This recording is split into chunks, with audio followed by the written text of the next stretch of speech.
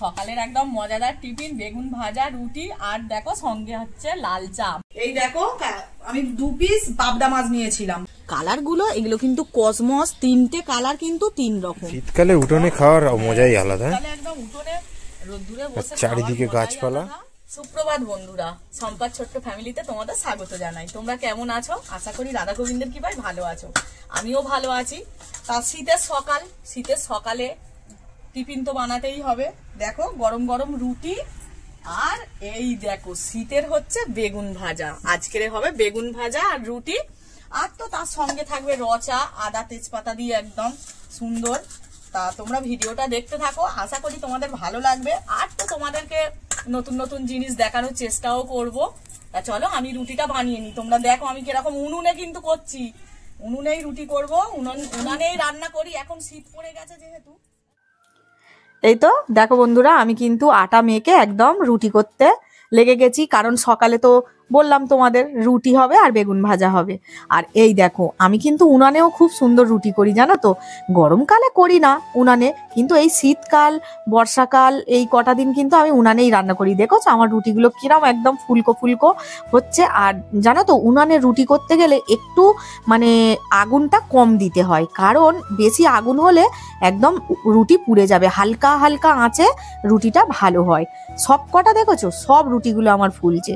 আমার তো রুটি হয়ে গেল। আর বেগুন ভাজাটা করে নিচ্ছি। এই আধঘানাই বেগুন ছিল, মানে একটা বড় বেগুন আমার বাবু কিনে এনেছিল, তার থেকে আধঘানা ছিল। তা আমি বলি তাহলে আজকের একটু শীতের বেগুন ভাজা দিয়ে রুটি করি। আর এই দেখো এখানে কিন্তু মা ফোন করেছে, আমি মায়ের সঙ্গে কথা বলছি। কথা বলতে বলতেই কিন্তু বেগুন ভাজাটা করে নিচ্ছি। সকালবেলা তাহলে রুটি আর বেগুন ভাজা আমাদের ব্রেকফাস্ট।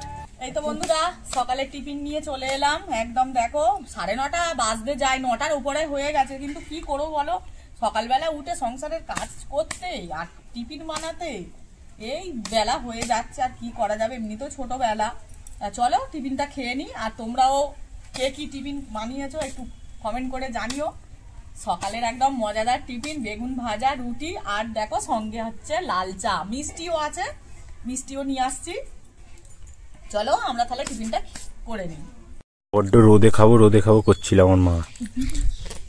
এমন রোদে বসেছি পুরো গালের এই সাইড পুড়ে যাচ্ছে। কেমন লাগছে মা? দিদি তো সোয়েটার গায়ে মুখে দিয়ে দিয়েছে। গরম। ব্রেকফাস্ট করেই একদম সবজিওয়ালার হাঁক শুনতে পেলাম। তাহলে তো সবজিও কিনতে হবে, কারণ সকালে তো ব্রেকফাস্ট হলো, এবারে তো দুপুরের আবার মেনু লিস্ট ঠিক করতে হবে কি রান্না হবে না হবে। এই দেখো মেনুর মধ্যে কি করব, তার মধ্যে আগে টমেটো আর একটা লাউ, কচি লাউ একদম কিনে নিয়েছি, নিয়ে বাড়িতে চলে যাচ্ছি। আর ভাইও কিন্তু খুব সুন্দর সুন্দর সবজি আনে, জানো তো, মুখের সামনেই একদম বাড়ির সামনেই চলে আসে, মাছ আসে, সবজি আসে। আবার তার মধ্যে আমি বাজার থেকেও কিনি। দেখো লাউটা একদম কচি। বাবু বলছে মা লাউ তরকারি করবে আর রুটি করবে। আমি বলেছি আজকের আর নয়, দেখি কালকেরে করবো, কারণ আজকের তো রুটি খাওয়া হয়ে গেল। এরপরে দেখো আমি একদম সবজি নিয়ে রেখে দিয়ে আমি স্নান করে চলে এসেছি পুজো করব। কারণ পুজোটা করে তারপরে রান্না বসালে তাহলে আমার আর চিন্তা থাকবে না। আর রান্না করতে করতে দেরি হয়ে গেলে না, আর পুজো করতেও অনেক দেরি হয়ে যায়। আর ভগবানকে বলো তো 12টা 1টাই খেতে দিলে একটা কেমন নয়? 12টার আগে পুজোটা সেরে নিলে কত সুন্দর হয়। আর যেহেতু কালকের বৃহস্পতিবার ছিল, অনেক ফুল টুল একটু ঠাকুর ঘর পরিষ্কার করতেও কিন্তু একটু সময় লাগে, তাই না বলো? আর এই যে দেখো কালকের মালা দিয়েছিলাম, আমি কিন্তু মালাগুলোও খুলে নিচ্ছি। অনেকে আছে বন্ধুরা মালা কিন্তু 2 দিন 3 দিন রেখে দেয়, কিন্তু আমি যতটুকু জানি যে বাসি ফুল ঠাকুরের কাছে কোনোদিনই রাখা উচিত নয়, সে টাটকা থাকুক আর যাই থাকুক। এরপরে দেখো আমি পরিষ্কার করে নিয়ে একদম সুন্দর করে আমি ঠাকুর ঘরটা মুছে নিচ্ছি। আমি কিন্তু তোমাদের বারবারই বলেছি এটা কিন্তু ঠাকুর ঘর নয়, আমার বারান্দার এক সাইডেই কিন্তু আমি ঠাকুরটাকে রেখেছি। আর আমার কিন্তু অনেক ইচ্ছা বন্ধুরা যে আমি সুন্দর করে একটা আমার উঠানে আমি ঠাকুর ঘর বানাবো। এই দেখো ঠাকুর ঘর মুছে একদম বাসন মেজে নিয়ে পরিষ্কার করে চলে এলাম। এরপরে পুজো দেবো।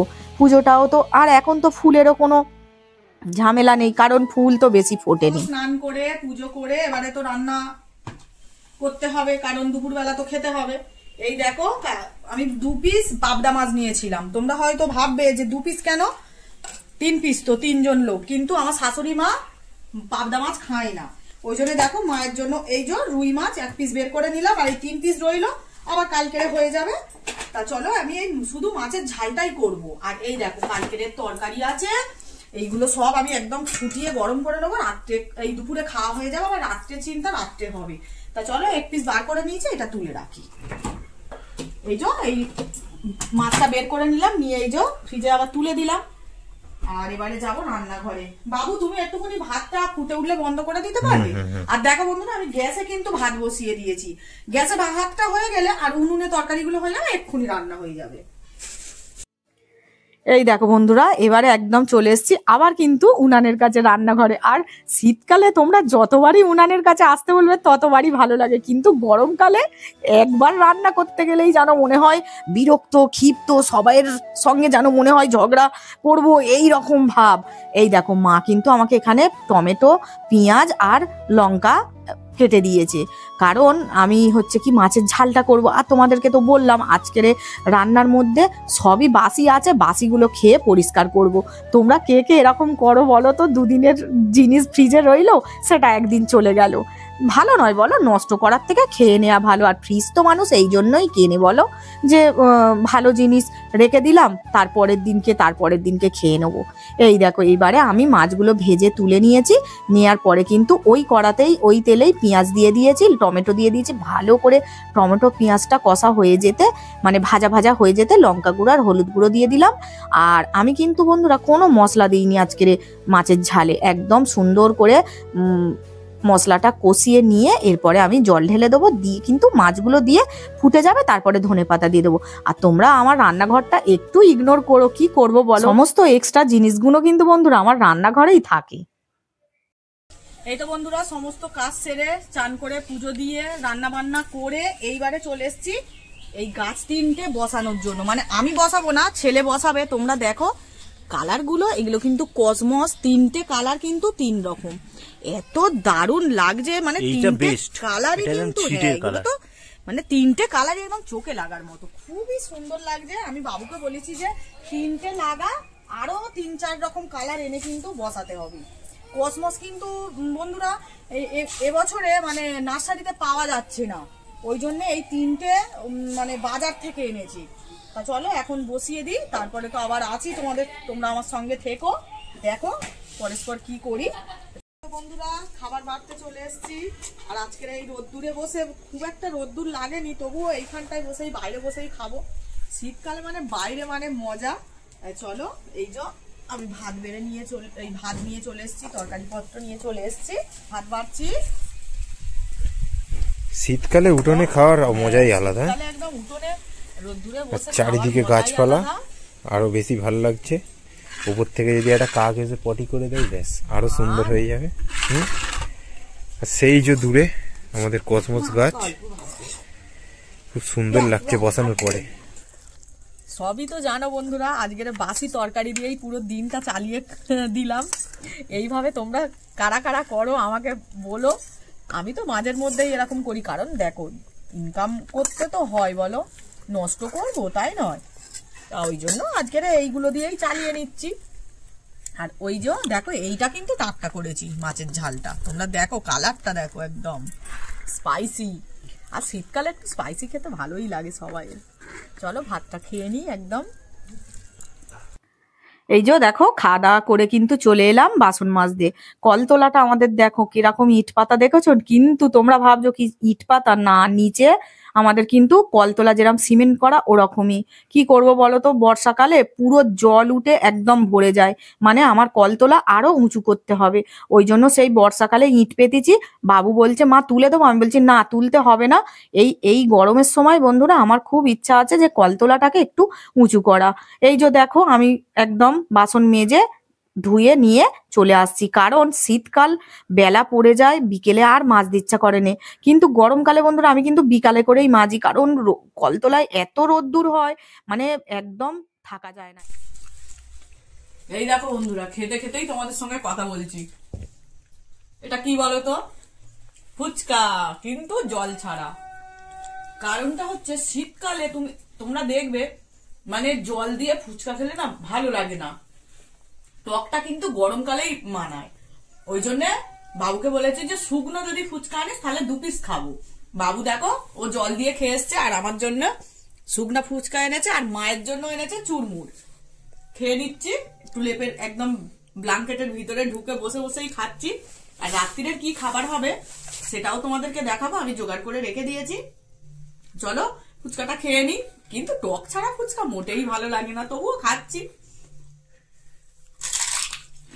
আলু কিন্তু কম দিয়েছে বাবু। কেন? ফুচকাটা ভালো বানাই। ফুচকা ভালো, কিন্তু আলুর পরিমাণটা আরেকটু বেশি হলে ভালো। আমার হচ্ছে আলুর দাম বেশি এখন। রাত্রের খাবার বানাতে দেখো এখানে ডিম সিদ্ধ হয়ে গেছে, ডিম সিদ্ধটা আবার ছাড়িয়ে নেব। আর এখানে দেখো আমি বানাচ্ছি রাত্রিরের মানে মুড়ি দিয়ে খাওয়ার জন্য মুসুর ডাল দিয়েছি, আলু ছোট ছোট করে কুচিয়ে দিয়েছি, পেঁয়াজ, টমেটো, ধনেপাতা, একটু আদা রসুন আছে, একটু ধনে গুঁড়ো, জিরে গুঁড়ো, সমস্ত কিছু, সর্ষের তেল একদম ভালো করে মাখিয়ে হাতে মানে এমন করে মাখাতে হবে যেন অর্ধেক তরকারি এখানেই হয়ে যায়। এটাকে অনেকে বলে বাটি চচ্চড়ি, তা ওই বাটি চচ্চড়ি মনে করতে পারো। আমি একটু মুসুর ডাল দিয়েছি কেন, সুন্দর খেতে লাগবে বলে। চলো এই যে দেখো আমি মেয়েকে একদম হাত ধোয়া জল দিয়ে একদম বসিয়ে দিচ্ছি প্রেসার কুকারে করে, কারণ একটা সিটি পড়লেই হয়ে যাবে। তোমরা এটা বানালে বন্ধুরা অবশ্যই কিন্তু ধনে পাতাটা দিও, ধনে পাতা না দিলে কিন্তু একদমই ভালো লাগবে না। এই দেখো আমি একদম সুন্দর করে মাখিয়ে বসিয়ে দিলাম, একটা সিটি দিলেই হয়ে যাবে, কারণ মুসুর ডাল আর ছোট ছোট করে আলু তো, একটা সিটি দিলেই হয়ে যাবে। এখন আর রাত্রে বন্ধুরা ভাত খেতে ভালো লাগে না, কারণ শীতের দিন জানোই তো, হয় রুটি নইলে মুড়ি। আমি মুড়ি খাবো বলে ওই জন্য মুড়ির মতো করে তরকারি করছি। আর ওই তার সঙ্গে 3 জনের 3টে ডিম আছে, শীতকালে একটু ডিম সিদ্ধও ভালো লাগে বেশ। চলো আমি ডিমগুলো ছাড়িয়ে নিই একদম। গরম তরকারি আর মুড়ি রাত্রের দিন আর তোমাদের বলে দিয়েছি। আর এই দেখো কত সুন্দর হয়েছে দেখো। এই তরকারি দিয়ে না রুটি খেতেও কিন্তু দারুণ লাগে বন্ধুরা। চলো আমি বেড়ে নিয়েছি 3 জনের। মার আমি 2টো ভাত ছিল দুপুরে, ভাত দিয়ে আর মুড়ি দিয়ে মিক্স করে খাবো। আর বাবু কিন্তু শুধু মুড়ি খাবে বলেছে। বাবু আর 2টো মুড়ি দেবো দেখো না। এই তো বন্ধুরা আজকের কিন্তু রাত্রে ডিনার করতে করতে তোমাদের কাছ থেকে বিদায় নিচ্ছি। আর আজকের একদম সিম্পল মেনু, তোমরা তো দেখলে রাত্রিরের, কারণ প্রচন্ড ঠান্ডা পড়েছে। আমার ভিডিওটা তোমাদের কেমন লাগছে তোমরা কিন্তু অবশ্যই কমেন্ট করে জানিও, আমারও ভালো লাগবে। আজকের এই পর্যন্তই ভিডিওটা আমি শেষ করছি। তোমরা ভালো থেকো, সুস্থ থেকো, রাধে রাধে বন্ধুরা।